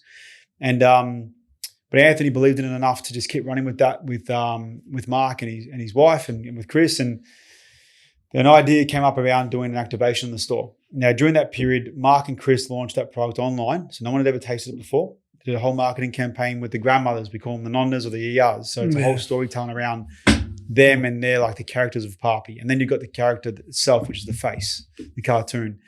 And when they launched online, it was $22 plus shipping for a 230-gram jar. They sold 4,000 jars, I think it was, in the first 4 minutes. It just went crazy. They built a following. They built like an engagement for a long period of time and people were just buying into that. And it went crazy and they had no stock. So then when they approached us about doing this activation and the idea came together that we'd be their first exclusive retailer and they knew nothing about retail, bricks and mortar retailing. And I said to Anth, I was negotiating through Anth, letting him run that project, but just telling him how to communicate with him, right? And I said, what do they got available? Oh, they've only got 1,500 jars. They'll give us 400 for the activation. I said, nah, no chance. We need the whole thing. Oh, they can't do it. They need it for their followers. I said, listen, tell them something. You can only sell this thing once. So once it's sold out, whether it be to their followers or to our customers, once it's gone, it's gone. You can't just pull it out of thin air. So go back to them and say, listen, we'll do this. They've got 5 kilo tubs. Give that to us. We'll buy it off you. We'll make cannoli. We'll make donuts. We'll make vanilla slice. We'll top it. Our team will do all that work. We'll make it more engaging it from like a hospitality point of view. We'll make money off selling that. You keep the money from the jars, the whole lot. New business. We've been great for them to make that income because they wouldn't have made any money off wholesaling to us. And they didn't know the mechanisms of wholesaling either. I said, this is what you do that. And it worked. There was a line that was 200 meters long, up and down. I've never seen anything like it. And I had these ideas running through my head in product development. I could do tiramisu and cheesecake and all these different things. And I said to Jace, like when it was going crazy in store on the weekend, I said, Jace, just grab a jar, go into the patisserie, just put together some kind of dessert, like I know tiramisu or a layered cake. Just run the idea. I got an idea in my mind to just propose to the guys. Yeah. I did that. They loved it. And then the next week they sat down and said, hey, we've got an idea. Let's open up a patisserie or a bakery or a cake shop together with Papi. I'm like, nah, I'm not interested in taking on a lease and equipment and people. Let's go into partnership together instead. And it took a while, but we ended up coming to an agreement where we'd be partners. And I would bring our team, not just myself. We'd do product development, food safety. We'd support with anything that needed procurement, packaging, anything. And we'd run all the events, all the shows. Let's keep it tight. you, me, Chris. I said to Mark, there's 3 of us working in this business until Alice, who started this week. But it just went from there very quickly. We didn't really have the plans to go into the majors at the time. It was always about keeping it small and boutique. And because the price was so high, like, that would never really would have been their thing anyway. They approached us early on. They weren't interested because it was too expensive. We had no margin. So one of the, I guess, the plans I had was to come in and fix up the supply chain, improve that, and find us distribution with the independent supermarkets through my network. And we did that very quickly. Challenging at the same time because, again, we didn't have the margins. Then we had stock issues because it went so viral. We couldn't keep getting stock, and that challenge is still there, that's for sure.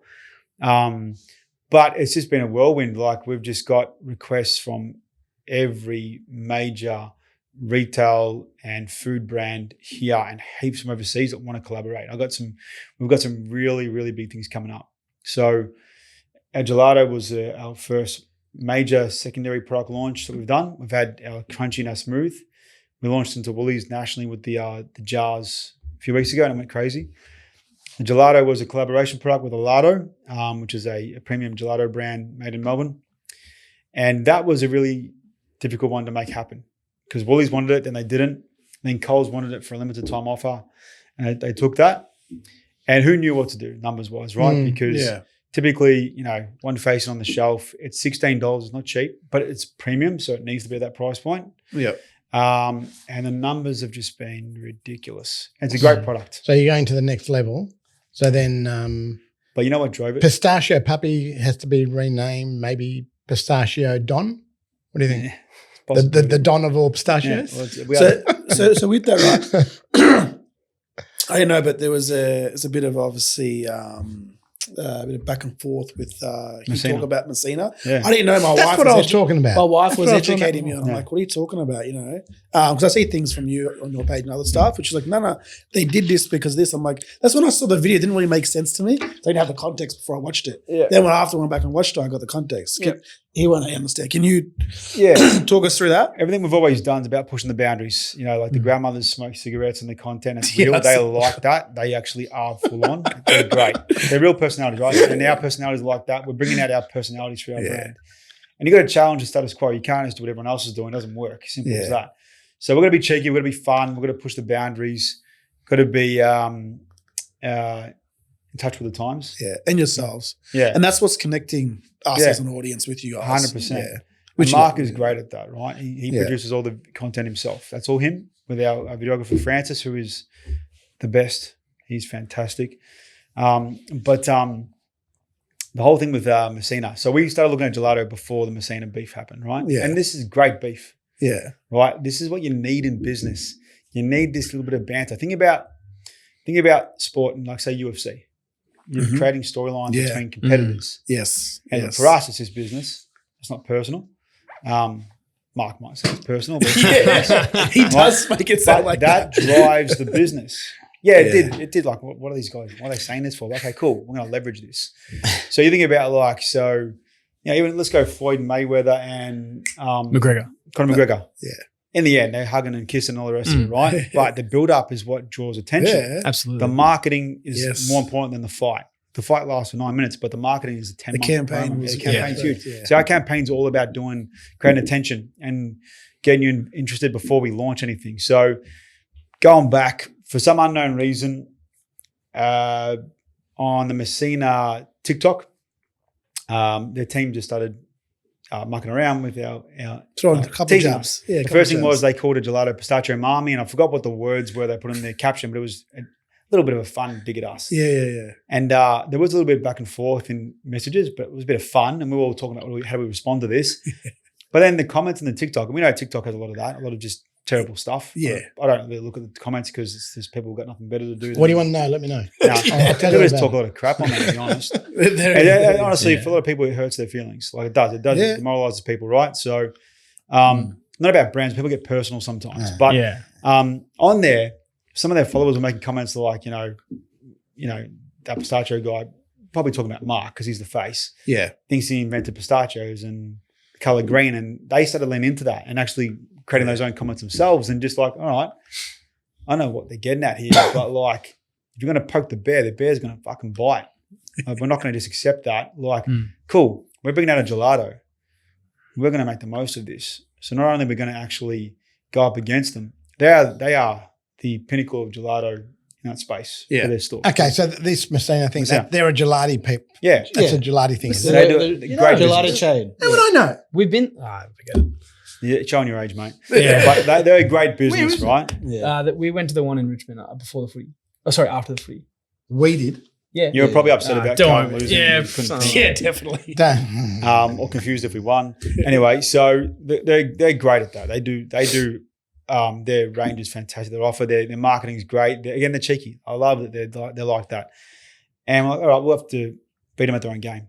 So at that time, they had gone into Woolies with their gelato and their cakes, and they've got a pistachio one. And obviously, when you go into the retail market, you've got to make things commercial. You've got to make money. What's the point if you don't? However, Papi can look at it differently. This is about marketing now. So a lot of what we do is about marketing. We can leverage marketing. So their offer, they've got a fior di latte base, which is, I guess, it's just milk, but full cream. It means like flour of milk or milk flour, and a pistachio swirl through it. And like there was a lot of comments even on their own social media about people's disappointment. They expected what they got in stores. Now, yes, you don't often have the same product in the tub, retail tub, as you have in a retail gelato store because it's uncommercial. It interacts differently with the air, water, cream, the whole thing. Yeah. Right. Yeah, You're in logistics for cold, right? So it's not that easy, but that's their problem to solve. That's not your customers. You make it your customer's problem, it becomes your problem, and you're going to fail. Yeah. So, and they did well. People were buying the product, but we're like, we've got to just beat this. We've got to beat them at their own game. So we went out to make the best possible product we could with the constraints we had from a price and I guess technology point of view to beat them at their own game. And so we went hard on the marketing, and yes, we got legal advice. So that's true. Yeah. To the point where even we did delay the video one night because we couldn't get the advice back in time post video being done. Yeah. So we had to actually delay it again another night. We know we've taken a risk. That's It's okay. funny how you did it because everyone's thinking, what's he doing with a chainsaw? Right. But then obviously that wasn't the reason why. It was obviously.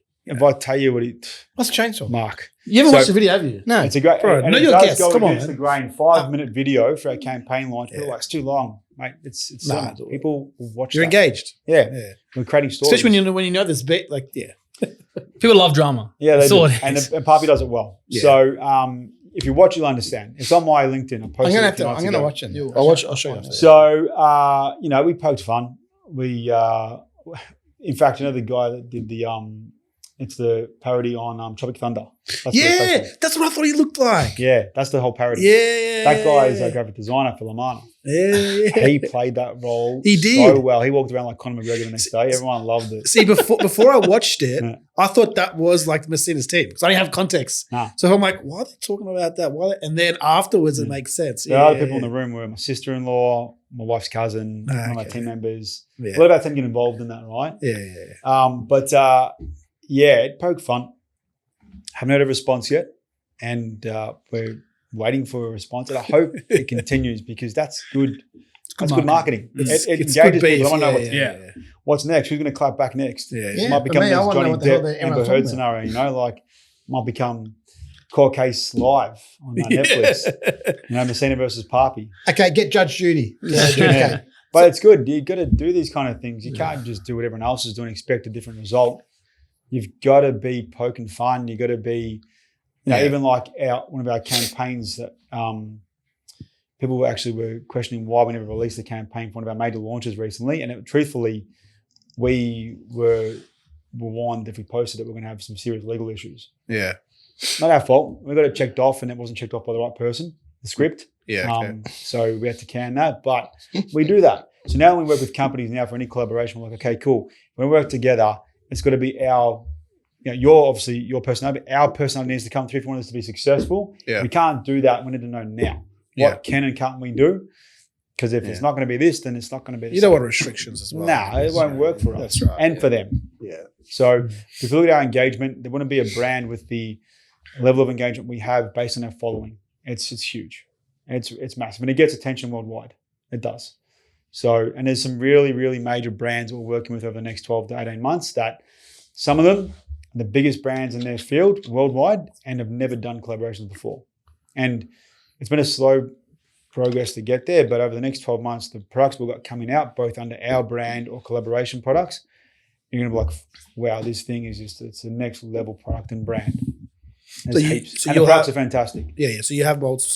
So far you have the spread, which is obviously the core line. Yep. The gelato, is that here to stay, or that was just a once off sort of? I can't say too much. Okay, it's cool. limited It's time. Pretty, offer it's pretty recent. for Coles. Yeah, but yeah. It's just in Coles, right? So how- Or it was in Coles LaManna. and LaManna. Yeah, of course. That's part of the agreement that we make with Yeah. everyone, because we're an owner that has Yeah. to be available in our store regardless, unless we decide not best to. But Rebecca did say that she said tell Patrick to bring a tub down.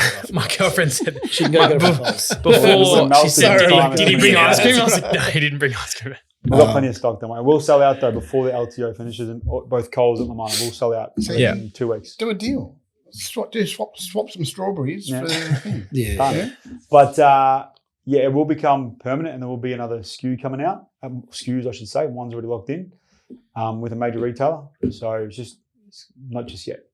What has Pistachio Papi, the way it's all gone out and sort of blown up, marketing wise, taught you with product development? Well, I'd say it's taught me more about the marketing than product development. What I have learned about product development with this brand is, like, we're used to doing product development internally as LaManna, and we make our own products, right? Which means we can be agile, we can adjust recipes and change this and change that, and start with quality first and then say, is it commercial? And then we're a bit elastic with our pricings. We can charge more because it deserves more and because it's cost us more to get there. We don't skimp on ingredients. A bit more challenging with Papi at times, but we're pushing the boundaries on pricing now. We're at the highest price point in the different categories we're in, and we're the best selling in those categories. So it's very clear. And I've got an Easter product being launched in one of the major supermarkets next year, and this product is unbelievable. Generally, I reckon it's one of the best things I've ever eaten in my life. And the price point of this product just blows the mind of the people we work with to help us do this work in terms of consultancy for the majors, that they're even considering it, let alone the amount they're taking. They're taking a big punt. And yeah, we take the punt too if it doesn't work. We're screwed, but it won't happen. And you see that with the egg. That egg there that we did, we had to push the boundaries on that. It had to be different. It had to be better. It had to be overindulgent. It couldn't just be an egg. Yeah. It was far from just an egg. And I'm telling you, that was so hard to put together. And the guys who made it did an amazing job. They were great to work with. But doing product development with bigger, scale manufacturing is really challenging. Like, some things have failed to get off the ground because we just cannot find someone to make what we want. Volume, price, and quality being the key thing. And one of the things we're working on at the moment, which we taste tested last week, is just another one that's out of this world. And comparing it to the closest thing in the market, you realize after that just how bad that product is in comparison. But not because it's bad, but just because how good this is. Yeah. The next challenge is can the guys I'm working with make that for me? Yeah. So what we're doing now is we'll develop that at LaManna. I create the briefs. We'll create the recipe and the product ourselves by hand and go, okay, copy this. Right. It can be challenging when you're scaling. Do you have a favorite product in your lineup? I mean, besides that one that's still new, but do you have a favorite? Papi or LaManna? Anything. Both. Well, I love tiramisu. Yeah. Yeah. I'm not the biggest sweets man, but I love tiramisu. Tiramisu is huge for us. Yeah. But plain tiramisu for me is probably my go-to if I want something sweet. But I love eggplant. So give me anything with eggplant in it. Yeah. Well, okay. I just obsessed with eggplant. Okay. So The Biscoff tiramisu is pretty good. We got the. Well, I don't like Biscoff, but I like you that. like Biscoff? I do like that Yeah. product though. No, I enjoyed that. eggplant. Yes. Right? Okay. So You like eggplant? yeah, I do. Oh, okay. But my wife does it. There's two different ways she does it, right? Sometimes she'll chop it up in chunks. Yep. Which I'm not a big I'm fan not a of. fan. I like the slice. And then she slices it like my mum used to slice it thin. Yeah. And then put parmesan cheese on, the sauce and cheese. What do you prefer? Well, like if I'm going to eat healthy, and I do eat very healthy, like I love my veggies. I could have veggies just pan fried with a little bit of oil and salt, and that's it. A big bowl every night. I don't even need protein. I love veggies that much, and there's always going to be eggplant. My wife knows that, right? But if you ask me if I was going to have my last meal in my life, it's going to be eggplant parmigiana every day of the week, no question about it. Yeah. And to the point, if you look that up on the internet, put my name and eggplant, you'll find it. You'll find it quoted in a magazine because that's genuine. I love eggplant parma. Now, one that we do in our meals is But do you like it thinly sliced? yeah. But if I'm going to have it as part of veg mix, I don't really mind if it's a bit thick. Okay. Like, but miso eggplant, when you go to the Japanese restaurants, I love that. Yeah, anything. Though I don't really like crumbed eggplant, probably because it's probably just too sickly by the end of it and the oil. But yeah, I'll go eat eggplant just by itself. We had crumb the other day at I don't eat eggplant. Juliana's baptism. Oh, Reggio Calabria. Yeah, they had there was a crumb on it. Yeah. No, but The I Reggio like it. Calabria was Cup still, in I spent many I'm Saturday sure. nights there as a kid. there you go. Yeah. So I we like had the just at my size. my youngest daughter's baptism there on Okay. the It's very On Sunday. Next time my wife Marie does some eggplant slice, I'm going to get you some. Yeah, we'll do a swap. I'm Do going some gelato for some eggplant. I'm going to send you some in a little thing. Now I got a this is a She'll question. just want a container back. That's This all. is a question from a viewer called Chris. He's asked about what's one underrated marketing tactic that's worked for you? Family. So once we started to involve more family in our marketing, people resonate more. You think about when you're scrolling through your Instagram, right? As an example. Yep. I pick on products because I'm looking at the next product, but people want to know what people are doing. Yeah. And people want to see family. People, the faces behind a brand tends to just simply work a bit better. So a lot of the major brands that they have a face, someone that is like the face of that brand, right? In big companies, could be the CEO. Like think about Apple, Steve Jobs. Yeah. And it obviously passed away, but you see Dana White, Yeah. right? Yeah. Like there's got to be someone who's the face of the business or faces based on a relationship with the brand because people want to know who they're buying from, the stories behind it. Correct. People want to know what people are doing. Do you think people are now moving away from more like getting celebrities to promote products, and they do want just real people, like the people who are actually involved in the product? I think that the younger brands, like startups and smaller brands, also can't afford probably to get celebrities involved in endorsements.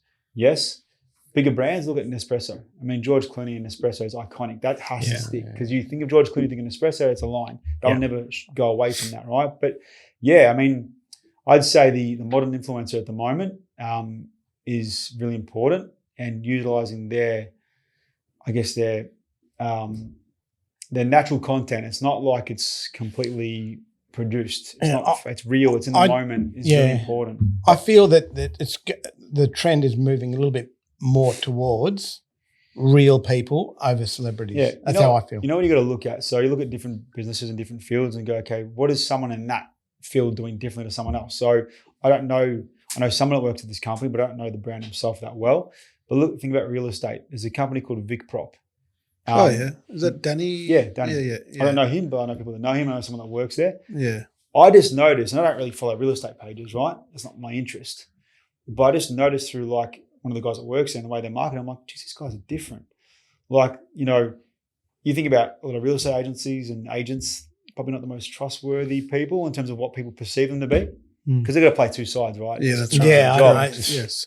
So how do you engage with a different audience? You got to be different, and they just do it differently. Their marketing is almost nothing about the property. Property comes second. You just watch what they're doing. It caught my attention. I don't continue to follow it because again, it's not my field. But I noticed that that's different. Like, give me an example. I haven't seen their content. I remember him because I met him through some people years ago.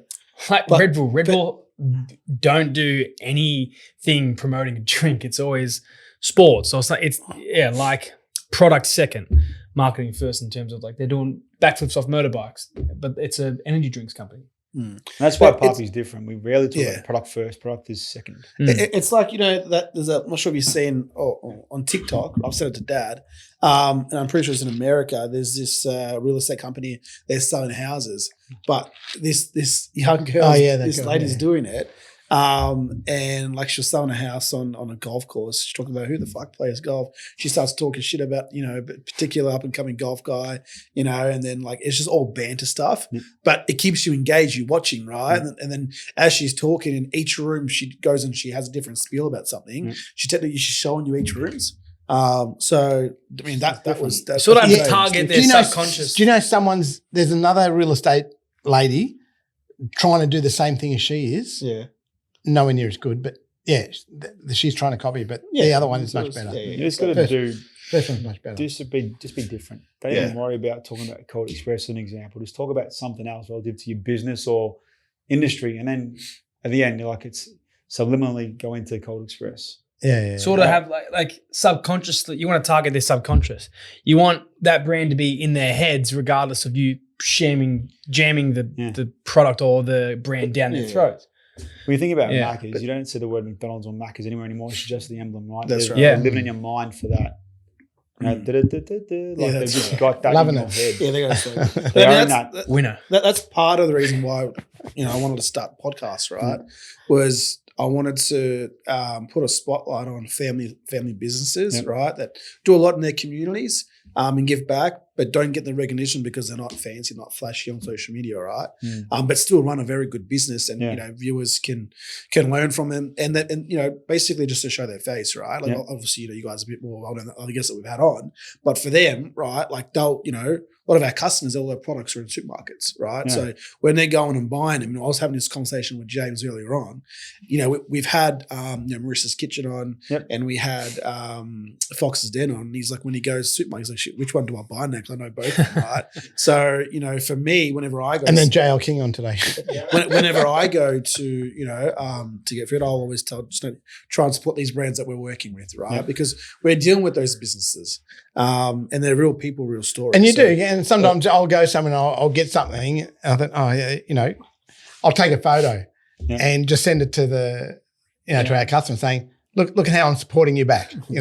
It's just. He's always told me, he goes, well, if you have the option to buy someone we deliver, he goes, buy someone we deliver. You're helping us out. Yeah. But again, and then because, as most of us will know in this room, people are more likely to buy off somebody if they know them, right? So people buy from people they like. You always said that. Yeah. So, that's the whole reason why we sort of started this thing. Yep. Because your stories, it's actually quite good. I'd never imagined anything like what you said. Yeah, no. That was, and then when you were talking, I was actually thinking, Jack he did say that he wants to draw light on people like yourself, because the wider community don't know the history. They don't know. You got to shop over in Essendon, big deal sort of thing. They don't know the history, and it's different to like a big corporate, which is now faceless. But we like dealing with people like yourselves, the family business. Even though you're not our customer.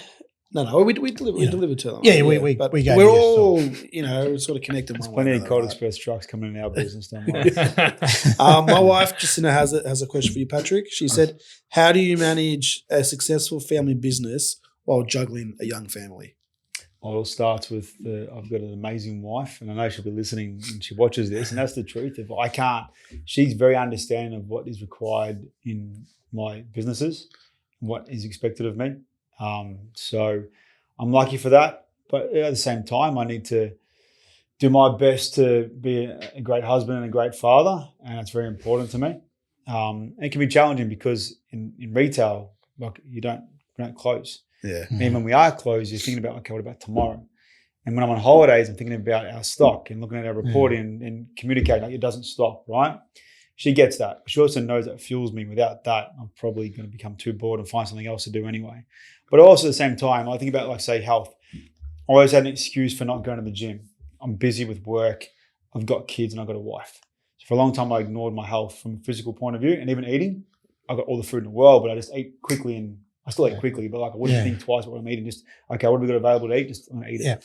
So I had some back problems, and I had to sort that. And I told myself, well, I've got no excuse at 5:30 in the morning, right? So, because I used to tell myself, if I get up at 5:30 in the morning to go to the gym, I can go to work. So instead, I just committed myself to. That's your dad and your grandfather putting that in you. But then I realised through talking to someone, funny enough, my catalyst for fixing, like to improve my health and physically was, what was his name? He was a Carlton player, Andreas Everett. Believe it or not, Andreas Everett posted a picture of him before and afterwards of this program he did when he retired. I messaged him and asked him, like, did you really get these results? Is it true? Those transformation stuff. And he responded back and gave me the details. And it was all about commitment to the process, and it wasn't about the trainer. It was about the whole thing. And that was like, okay, cool, give me that guy's details. And I contacted this guy and started training with this guy. I was online coach. But I need like that outlet. And the gym is my outlet, not to, be a bodybuilder, but like that's my me time where I can not be at work, not have any clutter. I did put my phone out and do a little bit while I'm in between sets, but like that, I need that in de-stress my and day. release energy. I need that every day. Yeah. I'm on holidays. If I'm away, I've got no excuse for not going to the gym. I still get up in the morning. I still go to the gym and do my walk, get my coffee. I have like a process for my day that works for me, and I sleep in a certain way. I've got this bit of a systems kind of guy. Yeah. I've developed it over time, and my wife, she laughs at it. People give me a bit of crap about it, but that's just the way I am. And she's great for that. She's an amazing mother. She's an amazing mother. And my kids are great, and my family's great. So I've got a lot of support around me. Without that, it doesn't work. And that question was from your wife. Yeah. I think that was a cryptic message, like get some pointers. I think you've got to get your health Patrick. right. I think everything starts with that, because I actually feel better mentally, physically. Everything just starts, I think, with your physical health. It then leads to mental. You haven't got back problems, shoulder problems, and all this kind of shit. You just feel good all the time. You feel taller. And it gives you, like, my start of the day is I've actually already achieved something before everyone else has started their day. And then I've earned that first coffee. I've earned my breakfast. And it's hard when you've got young kids as well, because you don't want to ignore them. 100%. You want to be there for them. You want to, And I know when we were starting and the kids were young, like at night, like I used to do karate, and I just felt so much better after training, even though there were times where, they were sitting on my lap and I think, shit, I got to go train now. I didn't want to, but I thought, no, I got to do it. So I go do it and come back. But one thing I know is if I said something to them, like, I was going to take them here or take them there, you have to follow through. Yeah, you do. Right? You got to follow through. And I remember there was one particular time, it was Christmas time, and it was Christmas Eve, right? And we were supposed to finish at 3:00. Yep. That because there was no deliveries on Christmas Day. So I said to them, yep, no problem. I'll be home, because leading up to their Christmas, busiest time of the year for us, right, in transport. Of course. And I said, when I come back, I'll take you to the shops and we'll go and get, some Christmas presents and things. Well, wait for me until I get back. So, yep, no problem. As Murphy's Law would kick in, there was a recall on one of the products that we delivered. Of course. Right? We had 5 semi-trailer loads of product that we had to go and pick up. I think it was at the time Mrs. Crockett's salads. And we had to go to all these stores and do all these pickups, and then we were bringing him back, and we had no room in our warehouse to put it, so we had to put him outside. And I just remember, thinking, I've got to get back. But, everyone was going, and it's like when the staff leave, well, you're it. You have to do it. So I remember I was in there, in the yard, I was putting all these pallets and pallets of stock up into the racks. Yep. And I'm thinking, I've got to get home. Anyway, I worked and, it came 6 o'clock, 7 o'clock, 8 o'clock, 9 o'clock, 10 o'clock. Yeah. I'm still there in the yard. The lights are on, forklifts. I'm doing it. Anyway, I get home 3 o'clock in the morning, all right? 3 o'clock in the morning. And I thought, I've let the kids down, blah, blah, I open up the door and there's all of them sitting on the couch like this, and there's daddy's home, daddy's home. I said, what's 3 o'clock in the morning? And my wife said, they wouldn't go to bed. Yeah. They said, we know that when dad comes home, he's going to take us. Oh, so I'm thinking 3 o'clock in the morning. Okay, everyone, jump in the car. I was so tired. Yeah. I was wrecked. I said to Marie, she goes, you can't go now. There's nothing open. I said, there's Kmart, 24-hour Kmart. Yeah. I said, the kids jump in the car. And she goes, you can't, what are you doing? You can't. I said, Marie, I'm going. Just sit next to me and make sure I don't fall asleep. Yep. All right. We went to Kmart and I said, right, go get whatever you want. Yeah, love it. And they got their trolleys. I went down, came back. Yep. But they knew, because I said, when I come home, I'm taking you. And that was one thing I always tried to do. If I said it, I would always follow through. I love that. Yeah.